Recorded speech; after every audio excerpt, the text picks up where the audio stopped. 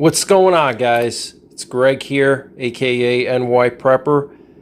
In this video, I just want to share a very important thing that you have to do to all of your suppressors so you don't damage them. And I learned this tip the hard way. And so what you're looking at here is my Silencer Co. Omega 300, and it's mounted onto my POF Rogue AR-10 chambered in 308. This one has the 16-inch barrel.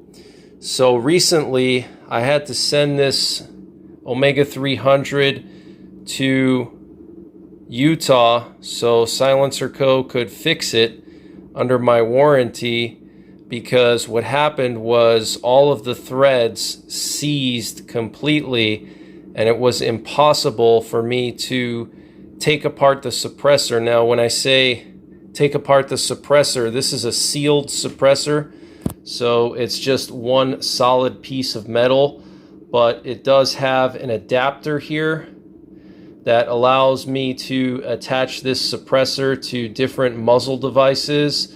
So I can attach it to either a Silencer Co. muzzle brake or flash hider. I currently have a flash hider on this rifle, so if I were to take this suppressor off, there would be a flash hider right there. And then also I have this end cap here, and I can change out this end cap with different types of end caps depending on what I'm trying to do. So both of these threads seized completely for the end cap and then also for the adapter here. And so basically my suppressor just got welded solid essentially. I was not able to change out the adapter or change out the end cap. And so what happened was I was shooting a lot and then I got busy and I didn't get a chance to take apart the suppressor and clean the threads on the adapter and on the end cap and clean off the carbon buildup.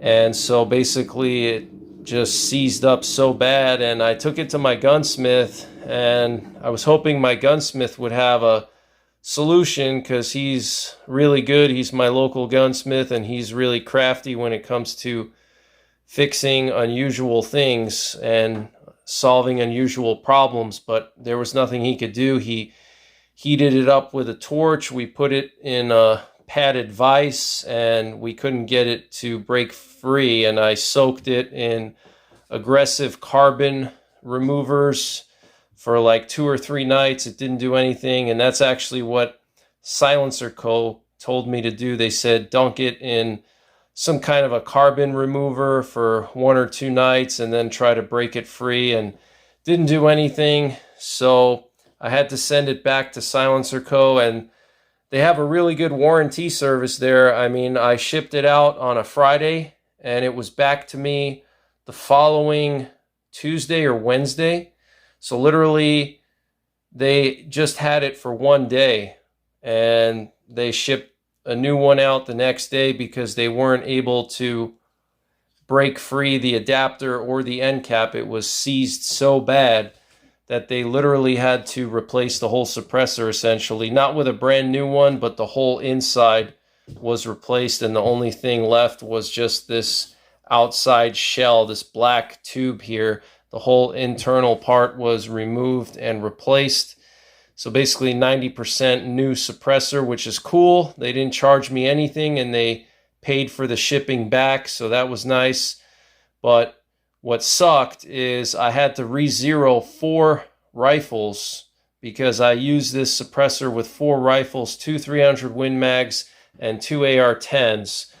And this AR-10 being one of those 4 rifles that I had to re-zero. And when I say re-zero, I mean iron sights, scope, and Burris fast fire. So it's like, just for the 2 AR-10s, it's like 3 re-zeroings for each AR-10, because you got the iron sights, the scope, plus the fast fire. Now, there wasn't a huge change, you know, maybe 1 or 2 inches off at 100 yards, but at long distances, that can make a huge difference. You know, 1 inch at 100 yards is 5 inches at 500 yards and 10 inches at 1,000. So that was a real hassle having to re-zero 4 rifles and go to the range and spend all that time and money to get it back to where it was before. So don't put yourself in that position. And the best way to prevent that from happening and having to send your suppressor in for warranty work to try to fix it or break it free is to use this Permatex copper anti-seize lubricant. This is actually what Silencer Co. recommended to me. You want a copper-based anti-seize lubricant, and just generously brush it around your threads and you'll be fine. It makes a huge difference because this lubricant is a high temperature lubricant, so it won't burn off even when you shoot it a lot.